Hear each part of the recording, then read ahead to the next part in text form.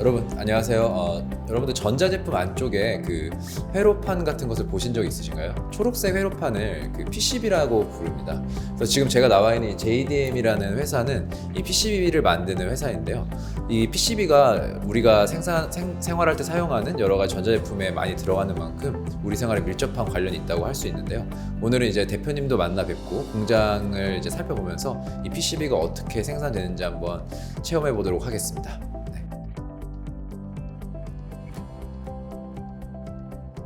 네, 안녕하세요. 네, 여러분 지금 제 옆에는 JDM의 대표이신 정종관 대표님이 나와 계십니다. 네, 대표님 간단하게 회사 소개 좀 부탁드리도록 하겠습니다. 안녕하십니까. JDM의 정종관이라고 합니다. 저희 회사는 PCB를 생산하는 업체라서 이렇게 방문해 주셔서 고맙습니다.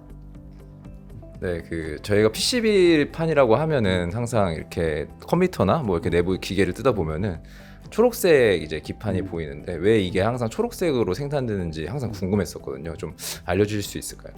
항상 초록색은 아닙니다. 정확히는 초록색을 가장 많이 써서 초록색을 일반적으로 보는 건데, 통상적으로 제가 판단할 때는 약 한 90% 정도는 초록색을 쓰고 나머지 화이트나 블루나 레드도 있습니다. 근데 일반적으로 쓰는 게 90% 정도가 초록색인데, 그 이유는 아마 저도 시작할 때 30몇 년 전에 시작할 때도 초록색 있었고 현재도 있는 거 보면 아마 일반적으로 시각적으로 부품 조립할 때나 이때 가장 무난하고 눈이 피곤치 않는 색깔이 초록색이기 때문에 몇십 년 전부터 아마 써왔지 않나 그렇게 생각을 하고 있습니다. 정확한 이력은 잘 모릅니다.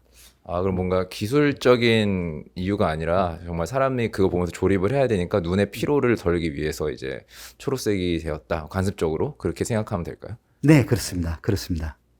네, 알겠습니다. 그러면은 이제 저희가 본격적으로 공장 견학을 이제 하게 될 텐데 저도 이제 반도체에 관심이 좀 있어서 그런 쪽 연구를 했는데 내용이 굉장히 쉽지는 않다고 알고 있거든요. 그래서 이제 학생들이 볼 테니까 좀 용어나 아니면 공정 같은 것을 조금 이해하기 쉽게 설명해 줄 수 있을까요?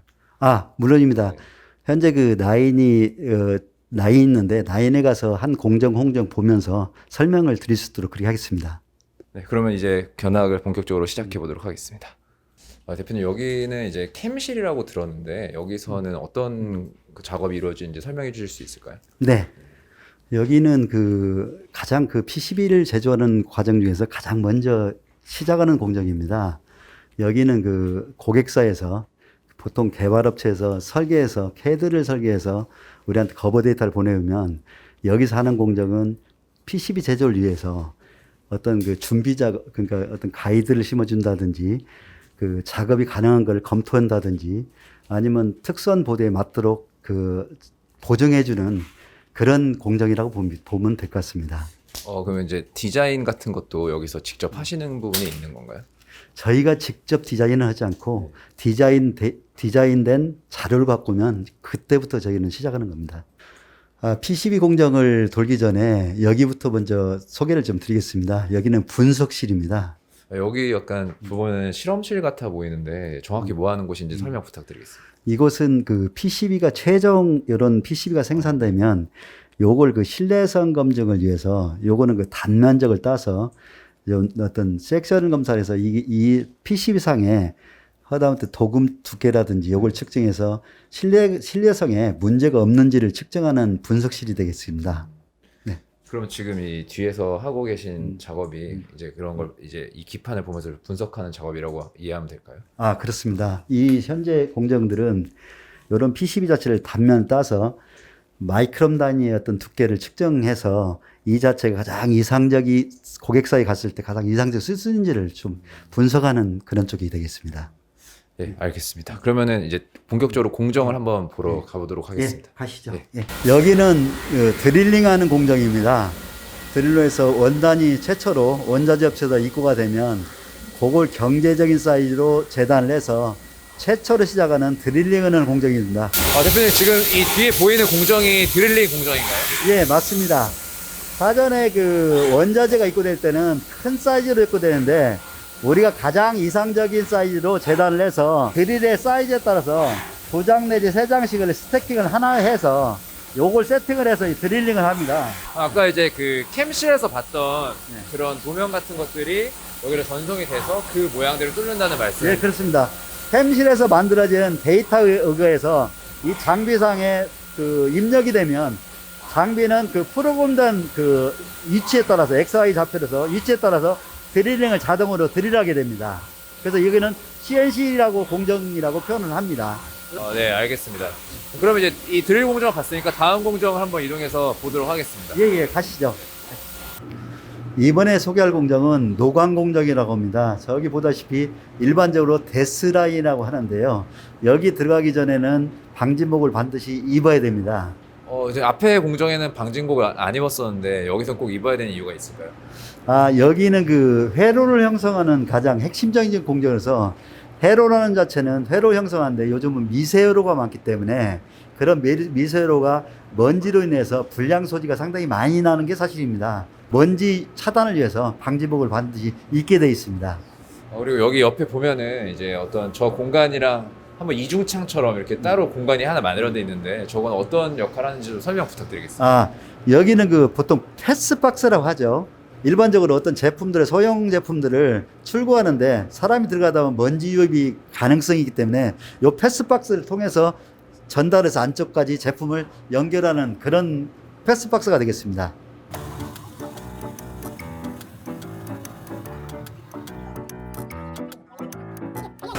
지금 저희 노광실에 들어와 있는데요. 여기 들어와 보니까 굉장히 신기한 게 온통 다 불빛이 노란색입니다. 그래서 이 공정에 대해서 간단히 설명 좀 부탁드리고 여기가 왜 다 이렇게 노란색 불빛일 수밖에 없는지 얘기해 주시면 감사하겠습니다. 일단은 여기 노광실로서 여기 PCB 공정들이 주로 인쇄 공정이나 이곳에 있는 회로 형성 공정들이 일반적으로 감광용을 이용하는 게 많습니다. 여기 자체는 노광실하는 감광용 필름을 이용하게 됩니다. 감광용 필름 자체는 빛을 보면 그대로 감광이 이루어졌기 때문에 불량 소지가 있기 때문에 이 노란 그 형광등의 노란불을 다 감싸 놓고 회로 형성을 하게 됩니다.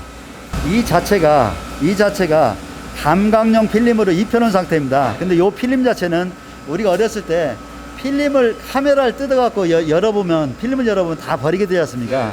이 필름 자체도 마찬가지입니다. 이게 불빛을 본다든지 자외선이 비춰지면 이 스스로가 경화가 이루어지기 때문에 그걸 방지하기 위해서 이 위에가 다 노랗게 이렇게 형성이 된 겁니다. 회로가 만들어져야 되는 부분에만 좌회선이 비춰지면은 이제 그게 딱 그 부분만 회로가 된다 이렇게 이해해도 될까요? 그렇습니다. 네, 지금 뒤에 보이는 기계는 어떤 기계인지 좀 설명 부탁드리도록 하겠습니다. 요 공정은 라미네이션을 하는 공정입니다. 당초에 동판 위에 이 장비 자체가 깨끗이 한 상태에서 요런 감광용 필름을 자동으로 입혀주는 공정이 되겠습니다. 그래서 여기서 나오면 자동으로 그 PC 표면에 감광용 필름을 입혀주는 공정입니다. 여기서 이제 입혀진 그 필름이 아까 이제 저기 빛을 쏴는 저 부분 저 공정으로 이동한다고 이해하면 될까요? 물론입니다. 여기서 라미네이션 돼서 저쪽 아까 노광을 찍게 됩니다. 저쪽 공정에서. 또 하나 궁금한 것이 저희가 지금 여기 그 라미네이션 하는 기계가 있고 건너편에는 또 이제 수동으로 필름을 씌우는 기계가 또 있는데 왜 자동으로 할 수 있는 게 또 수동으로 기계가 또 있는지 좀 설명 좀 부탁드려도 될까요? 요 공정에서 자동화를 한 거는 주로 수량이 많은 대량 양산에 적합한 것들은 양산성을 위해서 자동으로 하고 주로 저희가 하는 공정에서는 샘플 수량 같이 5장, 10장 같이 아주 소량을 하는 공정들이 있습니다. 그렇다면 그거를 여기 자동기계에다가 세팅하려면 세팅 시간이 너무 많이 걸리기 때문에 일반적으로 소량 자체는 저쪽 그 수동 라미네이션을 통해서 하고 여기는 양산이 되는 대량 양산을 여기서 자동으로 라미네이션을 하고 그렇습니다. 지금 대표님께서 애칭 공정에 이제 저를 이렇게 데려와 주셨는데 이 기판이 지금 애칭 공정이 이제 끝난 상태를 보여주시는 것 같거든요. 그래서 이 공정에 대해서 좀 설명 부탁드리도록 하겠습니다. 예. 지금 본 뒤에 있는 공정이 일반적으로 애칭 공정이라는 공정인데 현재 이 상태는 얘가 가지고 있는 이 제품은 현재 애칭 전에 필름 자체가 보호된 필요한 회로를 보호한 상태고 여기 교수님이 들고 있는 것 같은 현재 회로가 애칭이 된 상태입니다. 그래서 한마디로 봐서 이 동판 자체 당초에 라미네이션 필름 자체가 공정위에서 필름 자체를 없애주는 공정이 여기가 애칭이 되는 공정입니다. 그 다음에 필름이 보호가 된 부위는 회로가 나중에는 남게 됩니다. 그래서 요거는 현상 공정에서 나온 제품이고 요거는 마지막 에칭 공정까지 끝난 공정이 되겠습니다. 그래서 이게 보면은 이 파란색 부분이 이제 그 아까 노광 공정에서 필름이 붙여져 있던 부분이고, 그 다음에 그 동색, 금색 같이 보이는 부분이 필름이 없어서 그 부분이 이제 에칭이 된다, 이런 말씀이시죠? 아, 그렇습니다. 그렇습니다.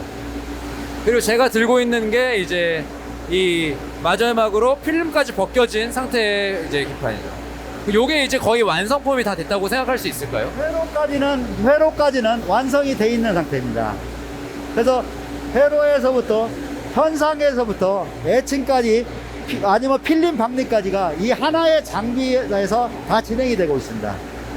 네, 알겠습니다. 그러면은 이제 다음 공정으로 한번 가보도록 하겠습니다. 예, 가시죠. 네, 알겠습니다. 지금 여기는 대표님께서 라우터실이라고 말씀해 주셨는데 어떤 작업이 진행되는 공간인지 설명 부탁드리겠습니다. 이곳은 라우터 공정이라고 해서 일반적으로는 외형 가공 공정이 되겠습니다. 그래서 다시 제품을 보고 설명하자면, 제품 생산 시에는 이런 식으로 어떤 경제적인 사이즈, 그 다음에 작업성을 위해서 이런 큰 사이즈로 어레이에서 생산을 이렇게 합니다.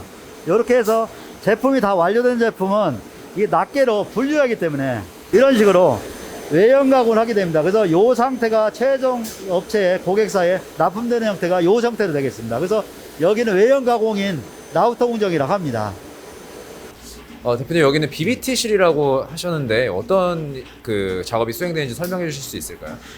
PCB 제조 공정 중에 발생하게 될 회로의 끊어짐 유무라든지 아니면 홀 속에 그 동도금에 문제가 있는 점들을 사람 육안을 구분할 수 없기 때문에 여기는 자동 검사 기기를 통해서 하는 공정이 되겠습니다. 이 공정은 한마디로 이런 보드가 회로의 제조 과정에서 있을 수 있는 장비의 어떤 프로그램에서 이 장비에 입력을 하게 됩니다. 저기 안에 보면 이 제품이 들어가서 찍다 보면 이 전 회로를 다 오픈쇼트 관계를 자동으로 체크하는 공정이 되겠습니다. 요거는 이제 직접 전류를 이렇게 기판에다 흘려 보내서 불량이 나는 부분이 있는지 없는지 체크한다, 뭐 이렇게 이해해도 될까요? 아, 그렇습니다. 그렇습니다. 네, 그러면은 이제 검사를 살펴봤는데 다음 공정으로 한번 이동해서 또 살펴보도록 하겠습니다. 이곳이 아마 제가 듣기로 이 PCB 생산의 제일 마지막 단계라고 들었는데 어떤 곳인지 설명 부탁드리겠습니다. 이것은 출하검사바이라고 저희는 합니다. 출하검사는 최종 그 제품을 기능검사나 모든 자체가 다 끝난 제품을 혹시라도 이 인쇄하면서라든지 아니면 제품 이동 과정이라든지 이럴 때 스커치가 됐다든지 뭐 실크가 좀 잘못됐다든지 이런 거를 확인할 검사 공정이 되겠습니다. 아까 그 BBT 공정에서는 전류를 흘려서 이게 기능적으로 작동을 하는지 안 하는지를 봤다면 여기는 이제 외관상으로 문제가 있는지 없는지 그런 거 살펴본다, 이렇게 이해해도 될까요? 아, 물론입니다. 네, 알겠습니다. 그러면 이제 저희가 그 자리를 옮겨서 마지막으로 한번 이야기를 나누도록 하겠습니다. 예, 예.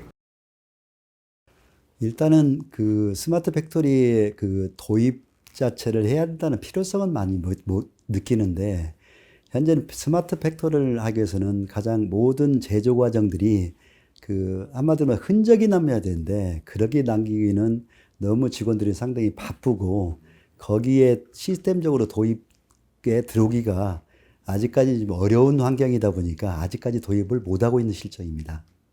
앞으로 스마트 팩토리 같은 경우는 어떤 그 이렇게 스마트 팩토리라는 어떤 시스템을 통해서 모든 제품의 생산부터 시작해서 품질의 이력까지도 좀 그 관리 범위 안에 둬서 좀 시스템적으로 구축하고 싶은 마음은 좀 있고 앞으로 계획을 그렇게 좀 하고 있습니다.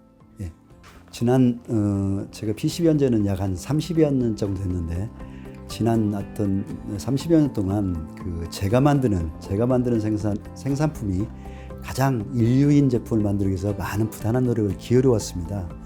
제가 만든 하나의 제품이 고객사로 해서 어떤 특별한 품질 이슈가 발생이 되지 않도록 지속적인 노력을 해왔는데, 우리 학생 여러분도 좀 자기가 하고 있는 일에서 최고가 될 수 있도록 그렇게 노력을 해주셨으면 하는 그런 바람입니다.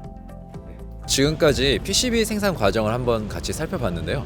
PCB는 생산 과정이 굉장히 복잡한 제품이기도 하는데 여러분들이 실제 그 스마트폰이나 뭐 컴퓨터 아니면은 그 전자제품 다른 것들에서도 많이 살펴볼 수 있을 만큼 우리 일상생활에도 밀접한 관련이 있고 또 굉장히 큰 항공기 같은 것에도 많이 들어가는 제품이라고 할 수 있습니다.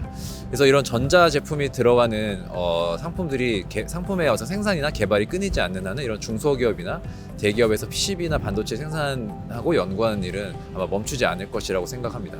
그럼 오늘 여기 견학은 여기서 마치도록 하겠습니다. 감사합니다.